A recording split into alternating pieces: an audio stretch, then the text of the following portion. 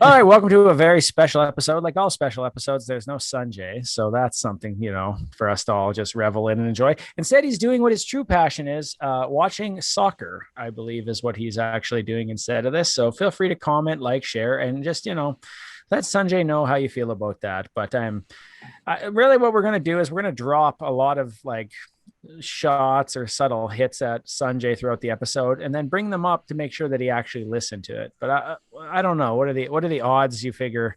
Who has better odds? Sanjay listening to the entire episode or Montreal Canadiens going to the Stanley Cup Finals? Ryan, we'll start with your thoughts on that. I might have to go with Montreal on that one. I think the odds are quite favorable in that sense. Yeah. So what about you, Adam?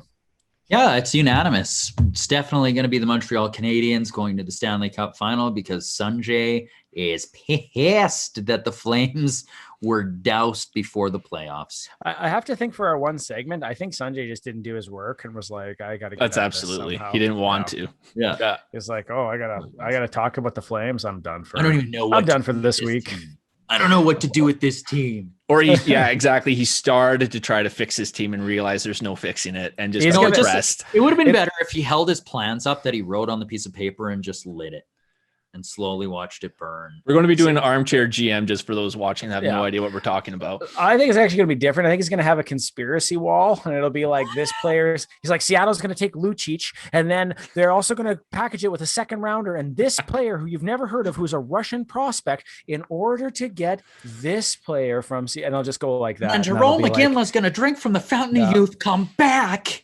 And then Kurt Muller will be the next coach. And he'll just have deranged eyes, and we'll just be like. The nice thing with having Sanjay on the podcast, though, at least, is his team's been out of it for so long that he is now our prospect specialist. None of the rest of us really know much about the prospects, but he's all over that. So whenever we do the draft, he'll be the guy talking the whole time. It's true. And theoretically, since he's been spending a long time looking at prospects, knowing his team was done for a while, I figure he'll actually have some information worth noting. So that's an impressive piece too. With that, let's start the episode. This is Delayed Offside.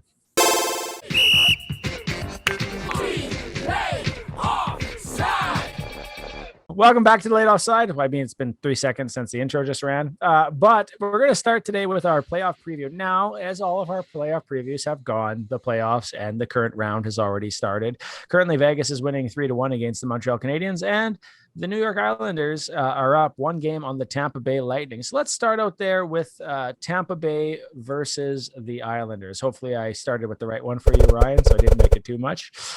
But yeah, this is an interesting series, and this is actually a preview of last year's series. These two teams did not go head-to-head. This is our first chance as hockey fans to see outer divisional play as opposed to interdivisional play. And we see the Lightning, who were sneakily underrated given those points for the fact that they had a much higher cap hit if they were if it was regular season now, but rocking a Vezina nominated goaltender against probably the defensive stalwart Islanders. And like I said, this is a preview, or sorry, like a redo or a rebrand, a reversion of last year's playoffs. The Lightning were actually a sequel. Geez, that would have been way easier. A sequel of last year's playoffs where the Lightning beat the Islanders in 6 games, but now the Islanders have the upper hand. What are our thoughts on the series? We're going to start here with a resident Islanders fan, mostly because of the color scheme, I think. Adam here. Adam, what are your feelings towards this series and what's going to happen? What are your thoughts? What are you seeing so far? And do you think this has already been set in stone? First off, I'd really like to mention how they got rid of the issue that was John Tavares off this team. They couldn't win a round. They won 1 round with John Tavares. And, Don't forget Uncle Lou as well. Oh, pardon me. Is it your time to talk? Anyways, they've just found magic and a really good fit with Barry Trotz as well. He's done a marvelous job making that team play like a team. Really, you don't really see many of the players standing out individually much. You see them as a whole, and those guys pass well.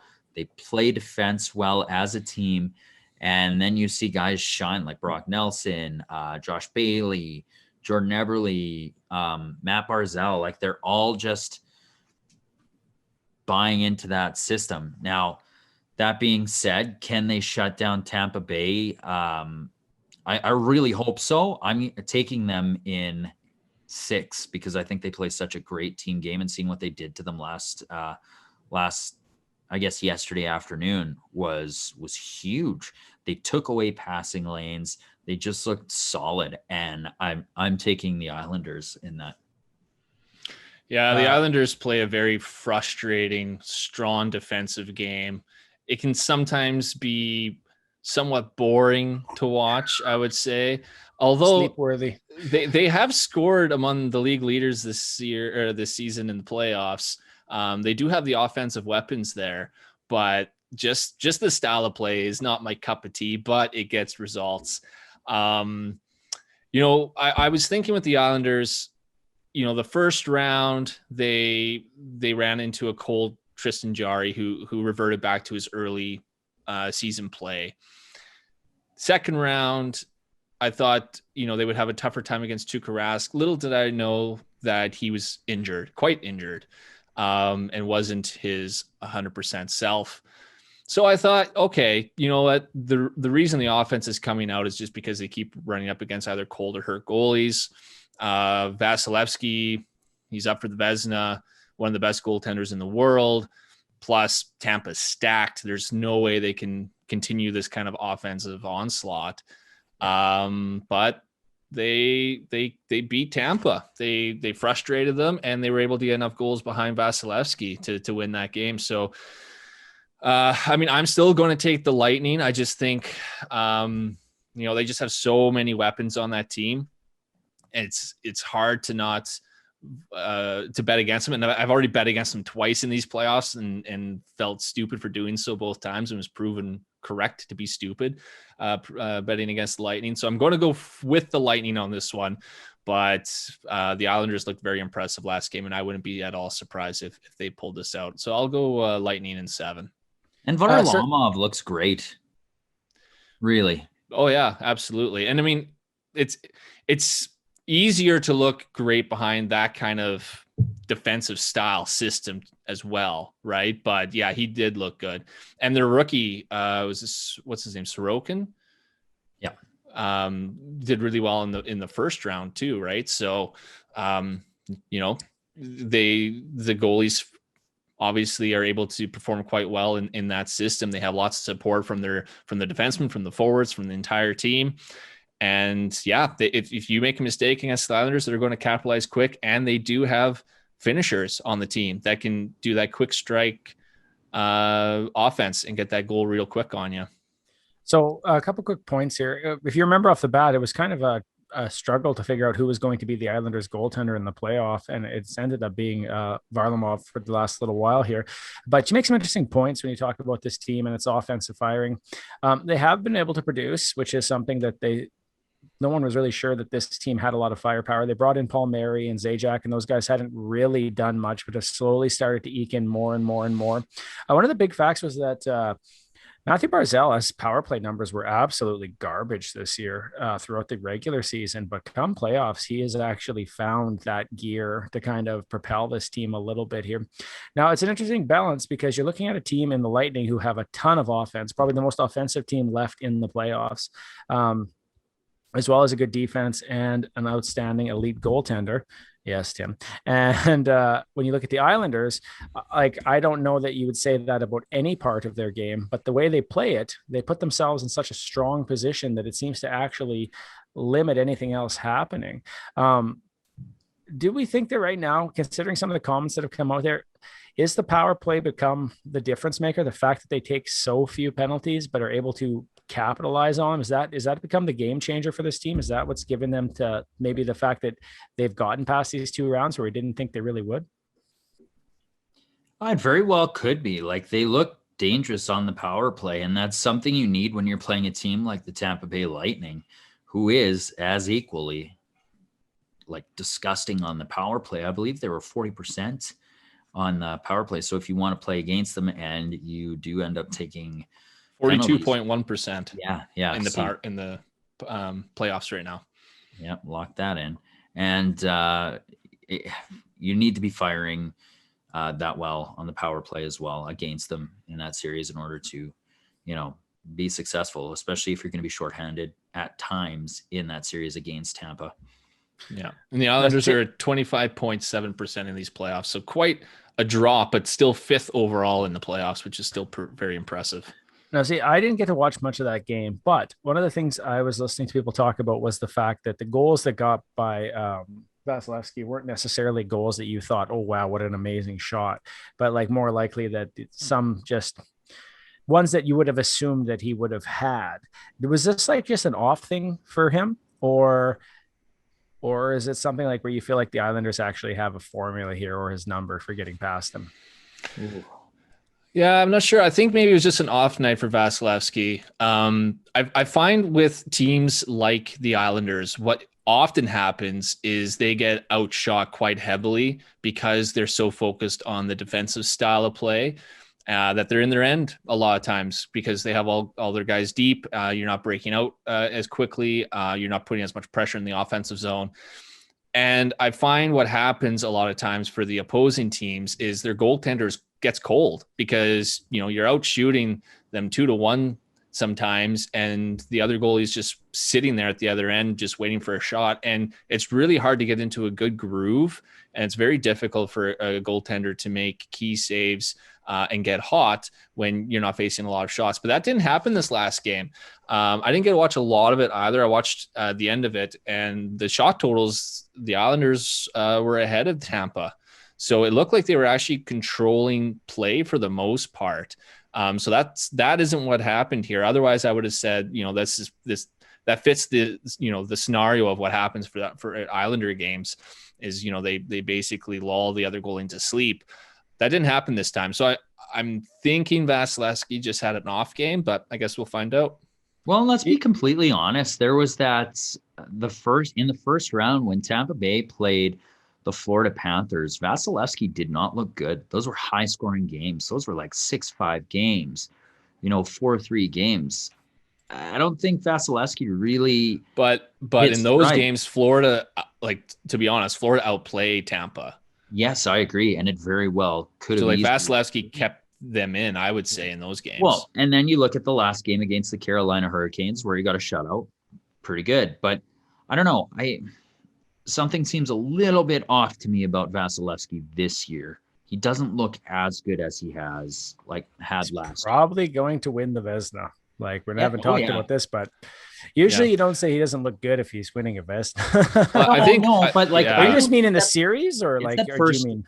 I'm saying if we stacked up every goaltender against each other that made the playoffs, let's take a look at the first round, right? He didn't look that great against the Florida Panthers. He did do a good job against Carolina, a much better job. And it's going to be interesting to see this series. But if he's going to play and let those kind of wobbly type shots from the point through, it's not going to look pretty for Tampa Bay again. So if you think about the way the Islanders play, where it's like everyone's playing a level of defensive, or making at least a level of defensive effort here and running, it kind of, and this will sound like a not realistic comparison, but it reminds me of Winnipeg in the sense that when everyone was pulling the line, it really worked well. But can the Islanders keep constantly pulling the line, especially against a team that pushes offense as hard as the Lightning do? I find with teams like the Islanders, and this happened to Columbus. Columbus was another team like this from last year. I find they can beat the teams that are just skill, because in the playoffs, oftentimes it does seem that skill will beat skill. Unfortunately, in these playoffs, probably just due to the reffing, the change in basically the game changes come playoffs. Will often be skill. But when you have a team like the Lightning who not only have skill, but they have will on top, that's where I find these kind of teams falter, because when they get behind in a game, if they fall behind, I think it's very difficult for them to make a comeback because the other team can defend so well, as opposed to just those skill teams. But like I said, I don't know, this Islanders team, their offense is different this year than in other years, right? And they're controlling play more than they had before. So I think they are a little more legit this year than in previous incarnations. I will say, I just want to touch on Vasilevsky real quick about his poor performance in these playoffs so far. Second in the league in save percentage, .934 save percentage in these playoffs, and first in goals saved above expected with 13.6 goals saved above expected. Let's absolute garbage. Yeah, what a so piece of crap. There's garbage Vasilevsky for these playoffs. Sorry, Adam. This is Adam's eye test versus the analytics. Yeah. This is what the people want. Oh, that's what I'm like Mark Scheifele. Eye test versus analytics. Yeah, right? I trust the eye test. Oh my God, it looks like I have a perm. You don't have a perm? No, it's natural. I don't know. I think that's a perm. But you know what? I've seen your pictures online. It's a perm. I don't know. It's just that first round, I was like, man, is Vasilevsky going to be able to do this? Hold it together. There was some. They're in the third, so. Yeah, no, exactly. There was some fall off in his game I found at the end of the regular season, but I think that kind of coincided with losing Hedman and his health issues too. Like, I mean, he's your stud number one defenseman. You're going to rely on him to help clear the front of the net and get the puck out of your defensive zone. And when he's out or not playing at 100%, I mean, it's going to affect the goaltender. Yeah. I was going to say, like, part of the thing that's interesting, here's what I want to do. Like, I'm going to guess for Sanjay what his thoughts are on this series. I think he's going to take the Islanders in 5 because he hates the Lightning so much he can't stand the idea of them winning.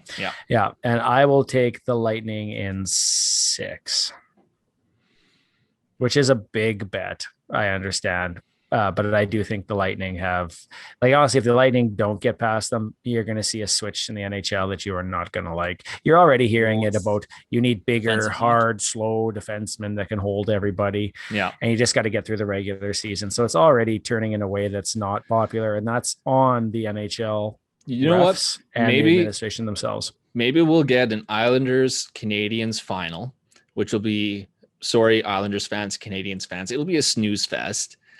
And maybe then that'll actually cause change. Maybe ESPN, who's just signed this big mega deal, will go to Gary Bettman and be like, what the hell do we just pay for? Like, we need superstars in these playoffs. And maybe they'll actually start calling some damn calls in the playoffs. You know what's bad is that, like, Canadian, like, personalities, like sports personalities are making that same comment.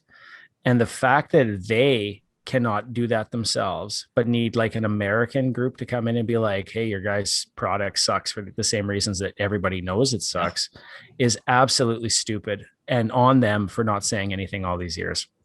And they still will hold line. Maybe they do, but Gary Bettman doesn't give a crap about Canadian media. Yeah, but like, let's not pretend it's all Bettman here either. Like, Bettman's one guy.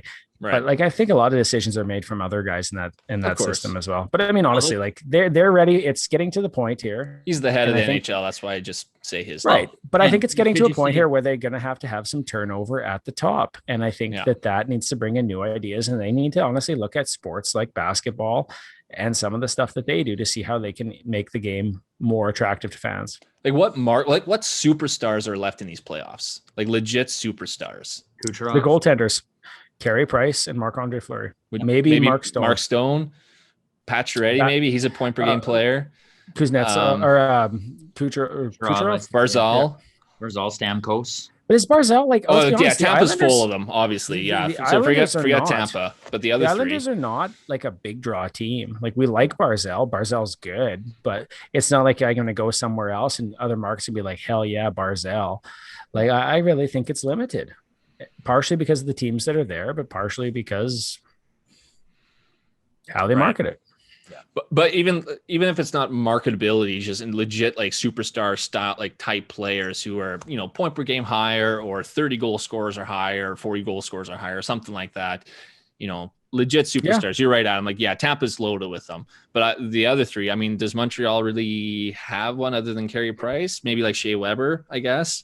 Like, it's not like you could, like, I go to hockey games because I want to watch Shea Weber. Like, no offense to him. I think he's amazing, but well, I mean, I mean, we've all heard that whole statistic. Like, what is it out of the top 15? Was it the top 15 point getters in the NHL?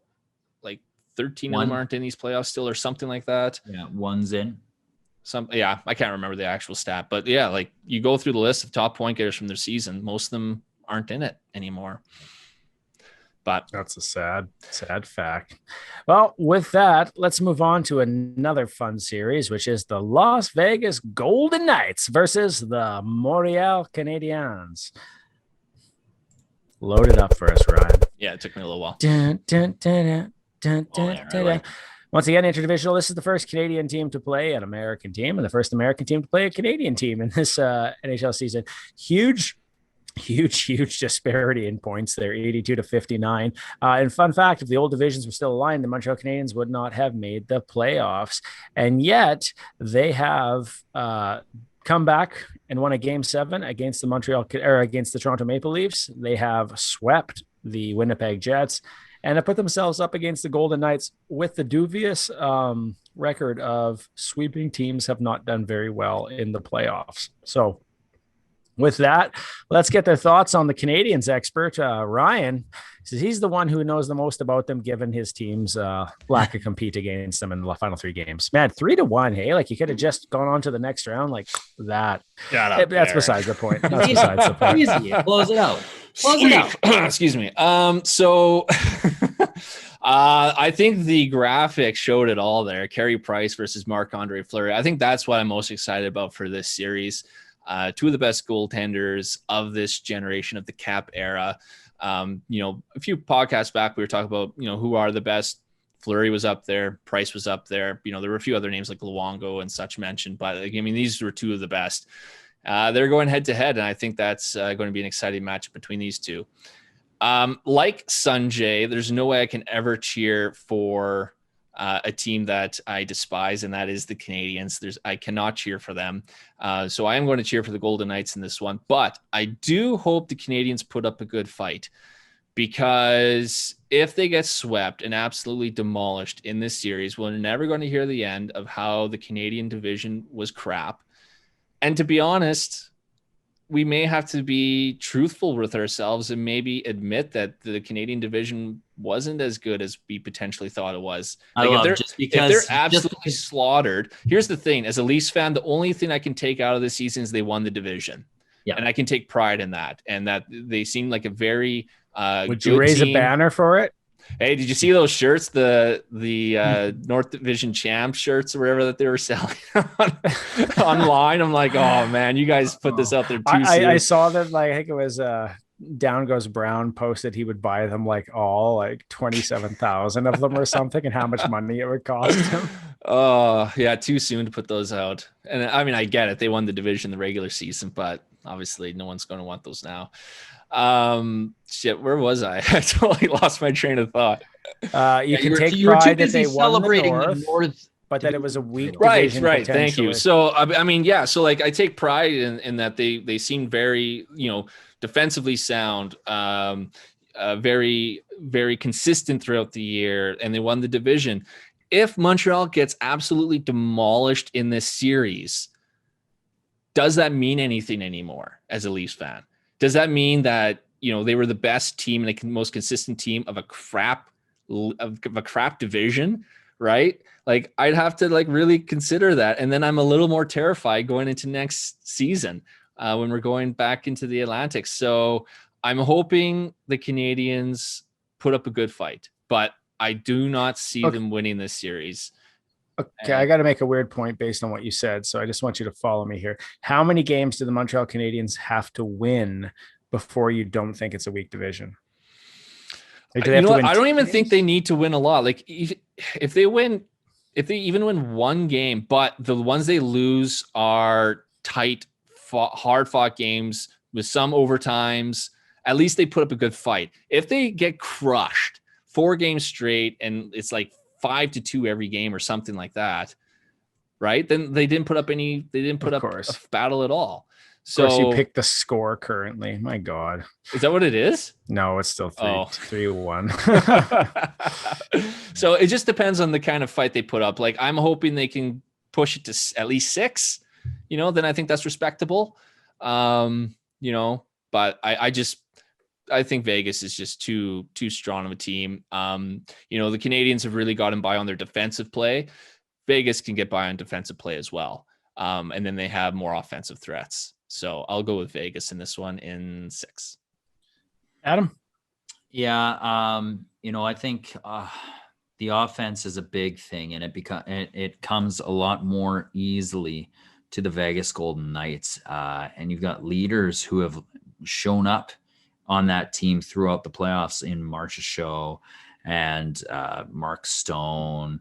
Pietrangelo is playing really well. Marc-Andre Fleury has been playing out of his mind. So has Carey Price, and Cole Caulfield has really shown up in a way that I'm sure a lot of fans are really appreciative and excited about. Nick Suzuki, the future is bright for the Montreal Canadiens, but I ultimately think that the Vegas Golden Knights are going to win this series. And I'm going to say it might just be a sweep. And I'm saying that simply because, Edmonton was swept by Winnipeg, who was swept by Montreal, who's going to be swept by Vegas. There's a pattern. There's a conspiracy. So then, as Oiler fans, how bad does that make you feel about your team? If your team got swept by the team that got swept, beat by Vegas. Team that got swept. No, get beat by Vegas. I don't know. I don't know that I actually feel bad about that. No, like, it is what it is. You don't feel bad about being the team that was swept by the team that was swept by the team that was swept by the team that was swept. They didn't have Scheifele.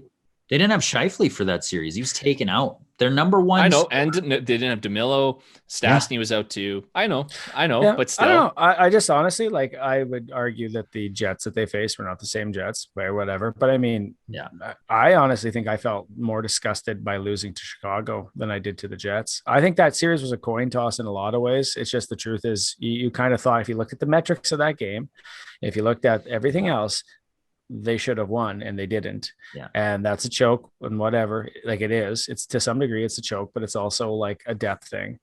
So I don't know, but I mean, it's a toss up. Like, I don't know. What's another series here? If Carolina had walked out, would you have been disgusted that they beat as a Lightning fan? Would you be disgusted that they lost to Carolina, who was potentially one of the top teams in the league? If you're an Avs fan, I'd be disgusted right now, because honestly, this is my cup year, right? Yeah. This is my cup year. I traded picks. I traded pieces. I have guys on cheap contracts. I would be disgusted about that. Well, and that's how I am as a Leafs fan right now, is like the Leafs went all in on this year. We traded a first round pick for Nick Foligno, who ended up getting hurt. And we don't have a lot of draft picks, a lot of prospects in the pipipeline. Like, this was you've been doing that, but that's been for a while now, right? Like, traded to get rid of Marlowe's contract, traded. Those were different. Those were because those are first overall picks, though. Those are first overall picks that were now at the year that could step in as contract guys. Yeah. Right. Like, that's a lot. And I think that's where things get kind of crappy. But I do think that would be a much harder feeling. Because I think in my head, I've always kind of consigned that the Leafs, or that the Oilers' big year is next year. Right. Yeah. But I mean, you tell me, you watched Colorado play. Do you think the Leafs could have beaten them? No, they lost. I didn't think personally, I didn't think the Leafs, like I already stated that, I didn't think the Leafs were at quite the same level as a Colorado or Vegas. But so how is this your year, and why do you feel bad?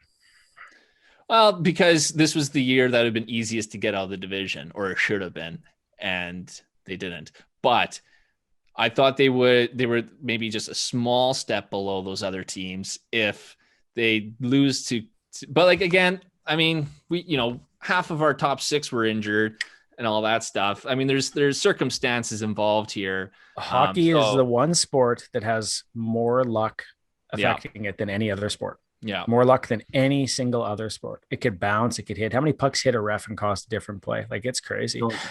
And I think Down Goes Brown or James Myrtle, one of the two, were saying, like, in the playoffs, if you're a team with a heavy favorite team, you have a 55% chance to win the series. something like that. Like it's nothing, right? It's almost a coin flip regardless. Vox has a video on it. You can find it if you just type in Vox and luck in sport. And it talks about how much luck affects different things in sport versus skill. And it's harder to win in hockey, even with high skill, because of luck. Yeah. You have to have some sense of it. And that's crazy, but that's part of it. And that's actually one of the reasons why hockey should be more popular, because it's not as easy to pick. Yeah. I think in that. When we're looking at this series, like it is going to be kind of tough for Montreal to, I think it's going to be tough for Montreal because they weren't probably the best representative, but a lot of people did feel that this team was going to be a strong team moving forward. But it is weird that you were looking at a point here in the season, the coach was fired, where people thought, hey, this GM is done. Hey, this interim coach is done. And now they're all the way to the Stanley Cup semis. His job is safe. Everything's safe. Everything has been proven that it worked out the way it was supposed to work out. Right. So I guess you have the question, like, how do you rate Marc Bergevin in this? Do you weigh this more on luck, or has he done a good job as a GM? You know, at times it's really funny because you're like, oh man, Bergevin, like, drop the ball. I picture a guy like on the edge of a cliff, you know, he's got his hands on, he's got a firm grip, he's pulling himself up, and then a fast wind like blows and a boulder hits him in the face, and he's just got one hand on. And, you know, those couple of years are like, he's slipping. And then all of a sudden he gets into the playoffs as the last team last year, and he starts pulling his damn weight back up, and he's like, what do we need to do? What are we going to do? Now brush your hair to the side. Adam's hair has the same length, just way more curl. It just needs to be, it needs to be straight. Also wavy. Marc Bergevin is the most jacked GM in the history of the world. He is a beast.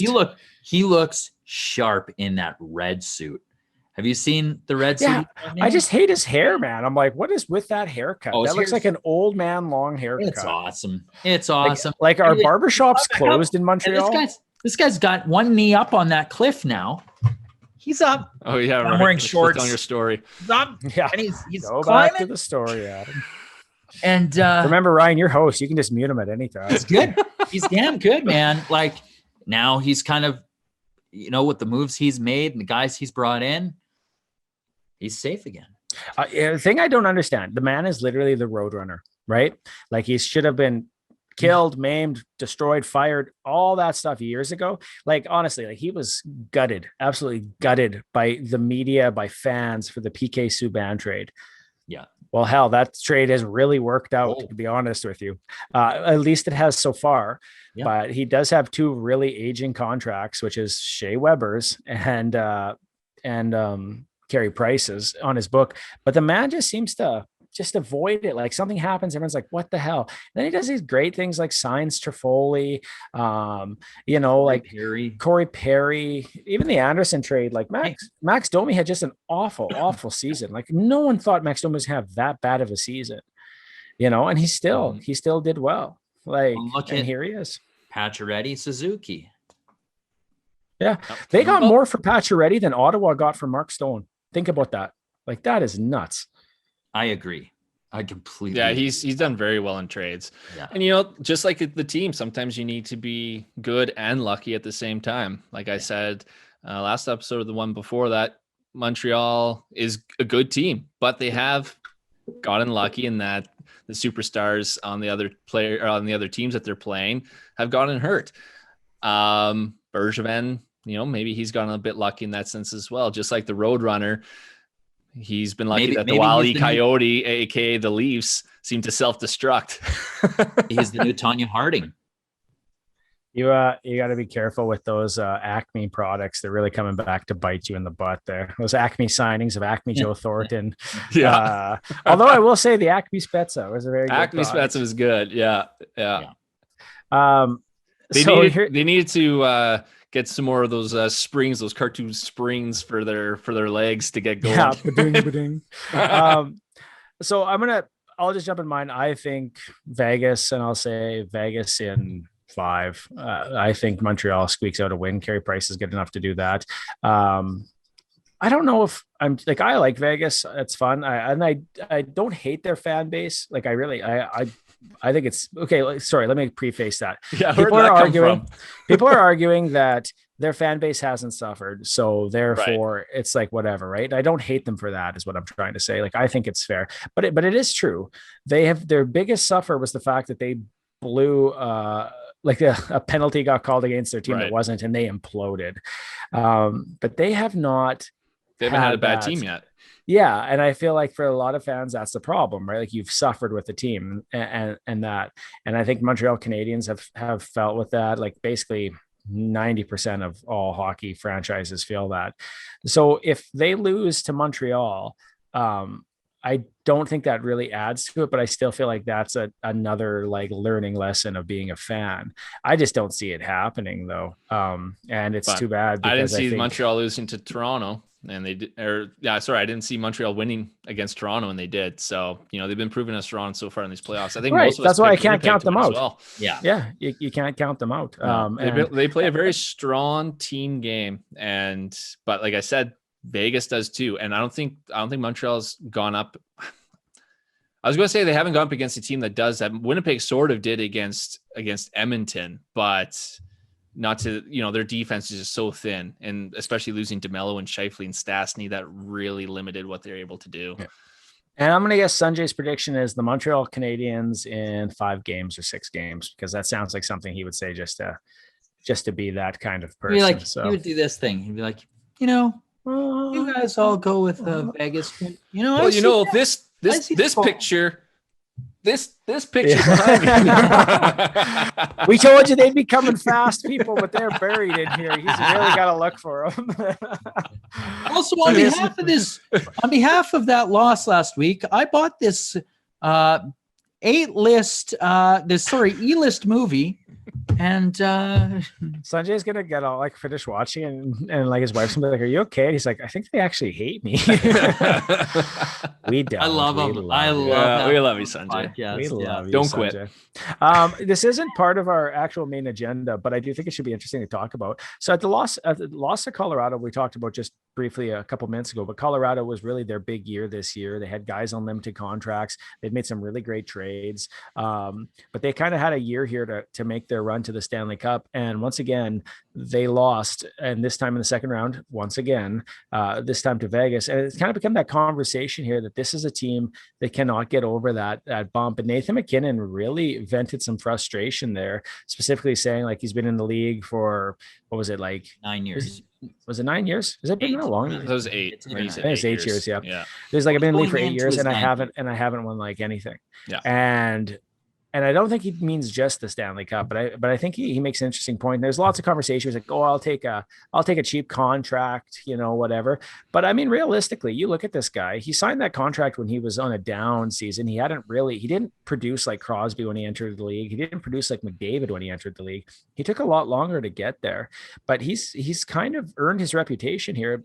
I have to think that at some point here, he is not taking that same contract, and he's going to get paid. But do you think that there's a frustration with the franchise, or is this just a player frustrated with the game? Do you think his plan is to stay there cheap, or do you think he's going to want to get paid for his services? It's a lot of questions. In terms of pay, 2 questions, it's 2 options. I think there's like three or 4 questions there, Baron. Okay, so he will get paid. There's no way he's going to take that cheap of contract. He's one of the least paid superstars in the league. There's no way. The John Tavares contract for the Islanders. Scotty Pippen. Like I say he's going to take at least 10 mil or higher for sure. In terms of what he was frustrated at, I mean, I think obviously he was just really disappointed. Like, I don't think he could be really upset with the franchise. I mean, this Sakic did some tremendous work in putting this roster together, and it was a very, very good roster. Like I had said, indicating or going into these playoffs, that they were close to as perfect a team as you can get in the cap era. The unfortunate thing is they ran up against another team that was close to as perfect as you can be. Like I said, that series could have legitimately been the Stanley Cup final. Like they were 2 very, very, very good teams. So the thing I was very surprised at was the 5-versus-5 play and how Vegas had their way with Colorado at 5-on-5. I was shocked by that. I really thought it'd be even at 5-on-5. And then I said Colorado's power play would be the difference. And their power play was tremendous, but Vegas did a great job, or the refs didn't call enough, whichever one it was. Colorado didn't get on the power play enough. And for that to be the big difference. And when they're not being equal at 5-on-5, that cost them. And I do wonder how much that Kadri suspension hurt them. When you have teams that are so close in talent and you lose a major player like that off your roster, even though no one wants to make excuses about injuries, because all teams have to go through injuries and lots of them are able to overcome them. Sometimes you can't. Sometimes that does make the difference. And unfortunately, Colorado has now felt the pain that Toronto felt for 2 years in a row, losing a big time player like Kadri in the playoffs. Vegas is now up 4-1 against the Montreal Canadiens. Adam, what are your thoughts on MacKinnon? I think he's earned himself a payday. He has been a marquee player in the NHL who's always top 2 on the list. And who's going to be your top points getter this year? It's always McDavid or MacKinnon. And MacKinnon always finds himself in that top 2 discussion, despite past fights for those positions. And you see it again, too. He is a dominant player in the playoffs, which is huge. Mm-hmm. So I can't see him not getting paid handsomely. I agree with Ryan when he says he's going to get upwards of 10 million for sure. Absolutely. That wouldn't surprise me. That would really, though, dismantle a lot of what's going on in Colorado. Like, they would have to switch a ton of stuff around here. He's got 2 more years though on his contract.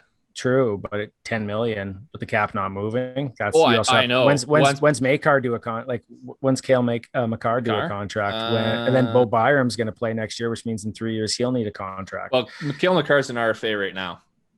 RFA, but not so RFA. RFA, so they could do like potentially a bridge deal or something. Bridge, yeah. They're losing. They're going to lose some people, honestly. Like, if there's a team to target, right? Colorado, but I mean, there's still 3 more years of being able to keep a solid crew together.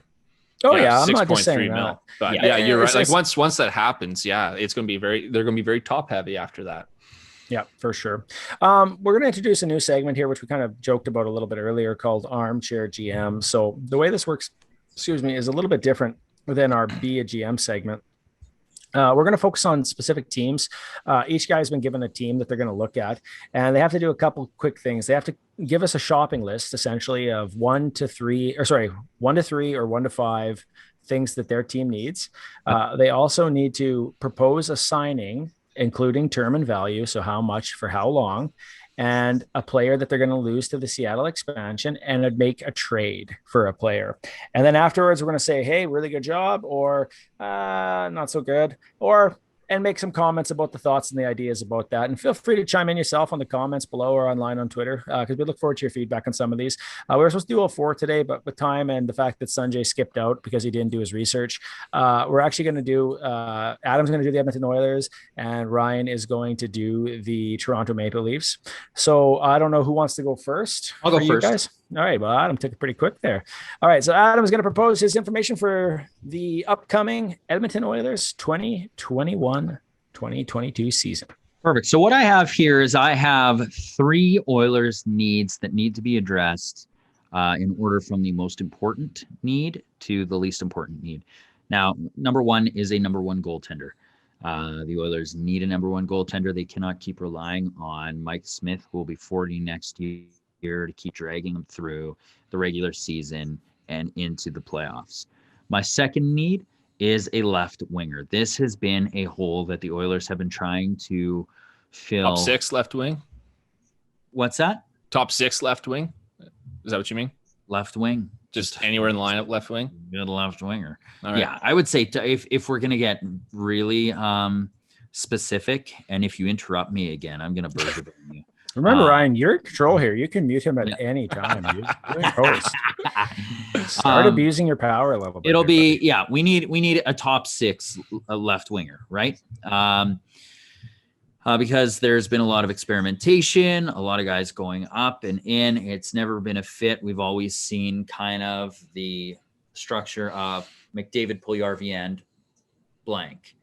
Draisaitl and Yamamoto and blank, right? And there's been just this altering, like, just lineup of left wingers that are coming through and through and being recycled in and out. And depending on how they play one game, they might get another with one of those, wings. And you can't rely on Ryan Nugent-Hopkins to just solely play left wing all year when he doesn't particularly enjoy it. He's a good centerman. You can have 3 solid lines. And I think he plays better on that second line with Draisaitl and Yamamoto. My third need, another solid top 4 defenseman. We're going to be losing probably Tyson Barrie. So we need someone else to step up there. We might not have Oscar Klefbom next year. We just need someone else a little bit more. So are you looking specific right defense or left defense? Let's say, geez, I'm really bad at this. Let's say left defense, because we've got Nurse. I really like the Nurse-Bear pairing as your number 1. Larson and someone else who can fire. I don't want Larson Kulikov just to shut down. I would like someone else who could bring some firepower there. And then your last pairing, which would be, well, we don't even need to Bouchard, get into that. It'd be Bouchard and let's say Caleb. Could be Caleb Jones. Could be Slater Kukuk. Who knows? But those are my 3 needs. Okay. So do we vote on that now or no? You tell us your trade and stuff, and then we'll talk about it at the end. So my free agent tell us signing, your signing. Yeah. My free agent signing this year would be to target Peter Mrazek of the Carolina Hurricanes and try to get him at $3.5 million for 2 years. I think that's a little bit of a raise than what he's got now. I believe he was at 3.2, and try to lure him with the future of the team. And then you can also target someone like on left wing, like Kyle Palmieri or Zach Hyman. Who's going to be lost to Seattle? It's most likely going to be Caleb Jones. That's the name you see popping up all over. And I think that one's kind of there. And a trade I would make would be Oscar Klefbom and Kyler Yamamoto to Toronto for Mitch Marner. And I would even throw in maybe like a 5th round 2023 pick. Yeah, you have a good thing going there, and then you just sewer yourself at the end, hey? Like you're just I'm not like good with trades. I'm not good. Apparently not. Apparently the Shirelli frickin' era affected you in more ways than other people, I suppose. Okay. Well, you know what, Ryan? Man, I liked everything. I liked everything up until that trade. Well, that trade was ridiculous. Well, I would have gone. Let's get thumbs up, thumbs down, Ryan. You know what? The whole thing, and then the whole thing. Don't let that handcuff me, because like that is my weakness as like a fan. I'm not great with like. I'm not a general manager, but I was really happy with the rest of it. Honestly, the trade aspect was really $10 million player by giving them a guy who's got potentially career-ending shoulder issues and a third line right winger. Like I bet you he's excited. I bet you Dubas is excited for that. I mean, we got cap space, I guess. Like, holy. So, like, can we go like is it the whole thing? Yeah, piece by piece. Piece by piece. Okay. I mean, so trade is thumbs down. Let's start with the free agents first. Okay. The free agent signing, Peter Mrazek. What was your term and your value again, Adam? Was $3.5 million for 2 years. Yeah, and I imagine this has to do with Koskinen is probably gone or something, or Smith is gone. Someone's gone there. I say actually I think that's a decent. How much was he paid this past year? It was about 3.2, I believe. So I went on to cap friendly and took a little bit of a pay upgrade. Yeah, the way he's played. I think in the salary cap era, and there's quite a few goaltenders on the in UFA right now. I think that's fair. What's your vote? Thumbs up. Okay, good. There we go. Okay. Oh, thank you. Okay, so that's that part. Who are you losing to Seattle? Caleb Jones. I'd say I think thumbs up. I think that's what I've heard 100% probably the way this is going to play out. I can't see him being back there. Hell, he's even following them. He unfollowed the Oilers and followed them on Twitter. So I think that's basically a given shot. And now for the trade, Oscar Klefbom and Kyler Yamamoto. My cat is like laying across my keyboard. I'm sorry if there's beeping or something. It's beeping on my end. I'm going to give it a thumbs down because there's no way in hell that trade is getting made. Hell, I'm going to vote it down. It was entertaining. Hey, that's what we're here for. I will say that it was entertaining. Yeah, it was entertaining. I also don't mind your left wing grabs. Like Paul Mary to me, I think would be a good grab. Paul Mary is fantastic. Yeah, because he's either doing better than Nuge, and he just kind of feels a lot of those same things. And I honestly think it would be a great pickup. All right, next up is the Toronto Maple Leaf. We're going to hear Armchair GM Ryan Bergeron. Now he's I should put on my glasses. Be Kyle Dubas right now. Yeah, watch his trade is we're going to trade away Mitch Marner to the Oilers for Oscar Klefbom and Kyler. For Connor McDavid and Leon Draisaitl. Exactly. All right, so I'll go over the top 5 needs. I think need number 1 for the Leafs is a third line center. After the playoffs, I was really happy with Kerfoot's play in the playoffs, but still Dubas didn't trust him to take defensive zone faceoffs. And so that was left up to Austin Matthews. And you shouldn't be starting Matthews in the defensive zone so often. You need a third line center you can trust in the defensive zone. So a legitimate third line center. I would say penalty kill specialist. Their penalty kill was atrocious for most of the season. It seemed to really pick up once they brought in Nick Foligno, who is a penalty kill specialist. So someone that can help on the penalty kill throughout the entire year. A power forward, someone who can sit in front of the goalie on the power play and screen the crap out of them and tip some pucks in, get some garbage goals for Leafs in the power play. I thought Wayne Simmonds did a really good job at the beginning of the season until he hurt his wrist, and then he just wasn't the same, and they didn't have that presence anymore in the front of the net, and their power play obviously went to the shitter. Number 4, a power play quarterback with a bomb from the point. So Morgan Reilly, I mean, he's a fantastic offensive player, but he just doesn't seem like a threat at all on the power play at the top. Rasmus Sandin looked fairly well, but I mean, do you really want to trust basically a rookie being your power play quarterback throughout the whole season? I'm not sure. And last, we'll need a backup goaltender. I think Freddie Anderson's time with the Leafs is done. I don't see him being the starter for this team anymore. That's Jack Campbell. So get a cheap 1B, your backup goaltender after him. Can you just quickly recount your 5 just very quickly? Sure. Third line center, penalty kill specialist, power forward, power play quarterback, and a backup goaltender. Sounds like to me like you guys are going to sign Ryan Nugent-Hopkins and just take off 2 of those things right there. Third line center, PK specialist. Oh my God, there you go. You never know. Like, honestly, okay. Let's hear your free agent signing. Do I have to start with that? I guess I can start with that. Oh, you start wherever you want, Ryan. Okay. Honest to God. So I'm going to preface this by saying that I do not. I mean, what I'm about to propose is not going to happen because Dubas has basically said they're keeping the big 4. And I'm actually fine with that. I'm fine with taking the core 4 back for another try at it and hoping that you get, some more injury luck in the playoffs. Yeah. Like, they're, Marner and Matthews are just about to enter their prime. Nylander just entered his prime.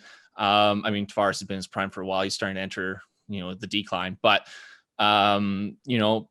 you got to try again with that core. And, you have unfortunately been a bit unlucky in the playoffs. I mean, there's also some mental stuff they have to deal with, but try again at least one more time. I'm fine with that decision. Having said that, for the purposes of being an armchair GM, that doesn't leave me with a lot of options and it's not that much fun. So I am going to pretend that we are trading a core player for this exercise.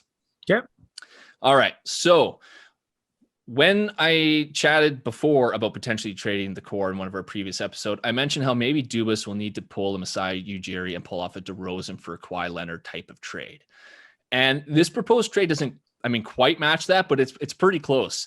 So the Leafs will be trading one of their best players, like DeRozan was, for a player who is one of the best at his position, who's coming off a pretty disappointing season, only has 1 year left on his contract, and has indicated he's not going to resign with that team. All very similar to Kawhi's situation before he was traded. So my trade is Mitch Marner and Justin Hall to the Columbus Blue Jackets for Seth Jones and Boone Jenner. Obviously, Marner is the DeRozan of this scenario, and Seth being Kawhi in that piece. Okay, so Mitch Marner and Justin Hall for Seth Jones and Boone Jenner. So I think Columbus would agree to this. I'll make my arguments why. First off, they're starving for offense, and they'll be bringing in a guy who've just finished top 5 in points in the league. He has multiple years left on his contract. Marner does. He's just about to enter his prime. And they also need to convince Patrick Laine to stay after making that big trade. And what better way to bring in a guy that just helped Austin Matthews win the Rocket? And Seth has already indicated he isn't re-signing there. So that, plus they already have another elite D-man in Zach Werenski. I think they would say yes. From the Leafs standpoint, I mean, while their defense was better this season, I don't still think it was elite. And Reilly is good, but I don't know if he's that stud number 1 D-man that you need to win all the way. Seth, I think, is that. He's finished top 15 in Norris voting the past 3 years, not counting this year. He had an off year this year, but he's always up there in that Norris voting. He has a bomb from the point, which is what the Leafs need for the struggling power play as well. And then I also include Boone Jenner in that trade because he also fills out some of those needs I indicated before. They need a third line center. He's great at faceoffs, career 54% win percentage. He's a fantastic two-way player. He's a penalty kill specialist that also fits some of those needs. So the Leafs will be able to trust him in the defensive zone on faceoffs. He'll help the PK, and he brings a level of physicality that the Leafs need as well. So that is my trade. Okay. Free agent signing. I think the Leafs need to add a bit more scoring punch to that third line, yet still keep it defensively solid. I'm going to go after Blake Coleman for the free agent. Again, they were great. Their third line was great defensively, but horrible offensively. So I'm going to say I'll sign him for 3 years at, I had $2 million per, but you guys, maybe it'll be a little more than that. Maybe like 2.25 per. I think there's going to be a lot of teams interested in Coleman, and I think he's getting a pay raise. But yeah, well, he's 1.8 right now. He is a third line player, but yeah, he's like, if he wins the cup, well, he won the cup last year. If he wins the cup this year, maybe you have to raise that to 2.5. I think anything more than that for a third liner, I'm not paying that. I get it, but I think somebody will. Maybe you might be right. Yeah. But in my scenario, that's what I'm paying for him. And then in terms of the Kraken, I mean, they're going to take either Kerfoot or Dermott, one of the two. In my scenario, I have them taking Kerfoot off my hands just to make things easier. So I'm just going to show you this. I was playing around with Cap Friendly. Oh, here it comes.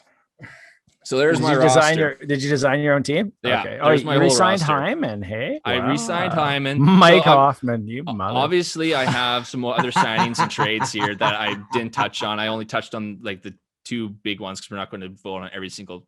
You got Corey Perry too. Oh, yeah. You finally brought it back, did you? The one I will say, because Chris Dreger, what did you give up for that one? Huh? He's a free agent. Oh, is he? Yeah, he's a free agent. Yeah. He'll probably go for more than $2 million, but I think we're only going to pay a backup goaltender to like 2.5, maybe 3. But to fit him, I put 2. But maybe if he wants more than that, then go after someone else. There's lots of goalies. Go get Jonathan Bernier or something. The only other player I'll touch on here is Alex Killorn, because he does fill that one other thing I said the Leafs need, and that's a power forward. Tampa, I think they were about to lose him or someone else off that roster before Kucherov ended up, magically getting hurt and they were able to put him on LTIR. That's not going to happen again. And so they're going to end up losing someone. So if I'm the Leafs, I mean, Alex Killorn is like the perfect kind of player that the Leafs need. He's a big power forward in their top 6 that creates havoc for goaltenders. I don't know if the Leafs have what it would take to get them, but like, what is Tampa going to need? They're going to need some roster players with small contracts and then maybe some like picks and prospects, right? So in my scenario, I traded Ilya Mikheyev and Travis Dermott, and then assortment of picks and prospects, whatever they might want for that. I'm not sure if it gets it done, but I mean, that's really all the Leafs would have to give. So in my scenario, they said yes to that, and I got Alex Killorn. Okay. Anyways, there's my team. All right, so let's go with your first move here, which is your trade. So that is trading Justin Hall and Mitch Marner for Seth Jones and Boone Jenner. Okay, well, I like the trade, only in the sense that I think it's crazy and fun for like hockey senses. It would be fun. Seth Jones, I think, is the fact that he's on a 1-year deal probably tells me that you don't end up making that actual trade occurring ever. But I like unless the Leafs could agree to like talk to him before re-signing, and do re-signing or something. But I agree. But that's what the Raptors did, right? They got Kawhi for that one magical year. Then they ran the risk and he left. And DeRozan's still playing, doing well with the Spurs. So, but I will say I do like the trade. I don't think it's necessarily realistic, but I like if it could pull off, I think it would do something for the Leafs that maybe people aren't really willing to look at yet. Well, and I look at that top 4 now, Muzzin with Jones on the top pair, and then Reilly with Brody on the second pair. Like, holy crap, that is so much better than what it currently is. Yep, for sure. Okay. Adam, who do you vote for the trade?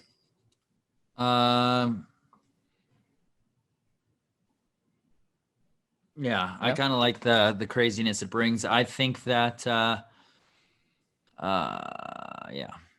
don't know. I don't know if Columbus would want more. Like, I could see their GM, he's kind of a master surgeon when it comes to that stuff. And if Seth Jones had longer on his contract, you think he'd probably get more? Or Marner was older or Seth was younger, I would agree. Yeah. But the fact that he only has 1 year left and you're not going to resign him and you can bring in a guy who finished top 5 in scoring. And like I said, better than my trade. That's a good sell for Patrick Laine to stay. Like, hey, you want a chance to win the Rocket? Here's the guy that helped Matthews do it, right? So they also don't spend more than a specific amount per player. Hey, like there's an internal cap there that they will not go over, which is another reason why they're struggling with UFAs right now. So paying Marner 10, like even for the Patrick Laine, Winnipeg had to hold some cash there. Hey, so just to make him fit into their internal cap. Right. So interesting. Okay, so that's your trade. So it's popular. It's mostly for the chaos factor that people think you're crazy and not realistic, but it's still fun. I actually really liked it. Okay, so your free agent signing was Blake Coleman. Honestly, Blake Coleman's, I think, an amazing pick. I don't think your cap is accurate at all, and I really do think people will pay more than him because I think there's teams where he's definitely going to play second line for. I will tell you, one of the most common names popping up for Oilers right now are 2 guys you touched on, Killorn and Coleman. Oh yeah. Yeah. And so I think you might be right on that. I do think somebody is going to be willing to throw. How much do you think he's going to get? Like how many points? I think he's going to get 3 million. Like close to 3 million. Okay. Yeah. I said like maybe 2.5. Yeah. 3. I just see it because he's like, you might be right. Yeah. He does your PK. He's strong. He's got great even strength numbers. And Killorn, if you can get Killorn, like holy frick. And I do think that's happening. Somebody's getting Killorn and it's not going to be. It's either him or Palat. Like it has to be one of those middle guys for Tampa that they're going to have to trade away or lose to Vegas. It's going to be like the same as it was before when it was what's his name? When the Chicago Blackhawks had to give away like Bufflin and Versteeg, right? All that. Andrew Ladd. Those lower guys will eventually have to go somewhere. But yeah, I think your trades or your free agent signings are great. I just think it's going to cost a little more than that. You might. I think you're right on that. Yep, thought it was good. I thought you like those are very viable acquisitions and upgrades at that position. And I believe your Seattle Kraken expansion has lost Alex Kerfoot. Yeah. I'm not against it, but I wonder if you think it was Dermott was the other option. Hey, Dermott would probably be the other. Although in my scenario, I traded Dermott to get Killorn, so maybe he's not even available. But it's tough too because you have to protect X amount of guys. You right? do. Yeah. If you're protecting certain guys, you're letting other guys go. It would be tough. But I think that makes sense to me, especially given the fact that there's not necessarily a ton of centers out there available. But I feel like Seattle has a chance to potentially grab some free agent centers. So it's nice to have solid depth guys in those roles. Adam. Yeah, Kerfoot is a sure foot to fit the shoe of the Seattle Kraken. There you go. All right. Well, that's been this week's segment of Armchair GM. Look forward to next week when maybe Sanjay can actually join and throw his opinion. Actually, he can't even tell us his thoughts on any of this stuff, but I am very curious to see what he thinks. With that, I think that wraps up today's episode of Delayed Offside. Montreal Canadiens down 1-0 in the series, just like the Tampa Bay Lightning. And those two teams will meet in the Stanley Cup final. You hear it here first. Yeah. Feel free to comment, like, share, reach out. We really appreciate the comments people make online, at least the ones that are publishable. And yeah, it's always good to engage with people. I know a lot of Winnipeg Jet fans are still mad at us, but we still love you. So take that. With that, I'm Baron. I'm Adam. I'm Ryan. It was Delayed Offside. I'm Sanjay. Yeah. See you guys next week. Sanjay? Delayed Offside.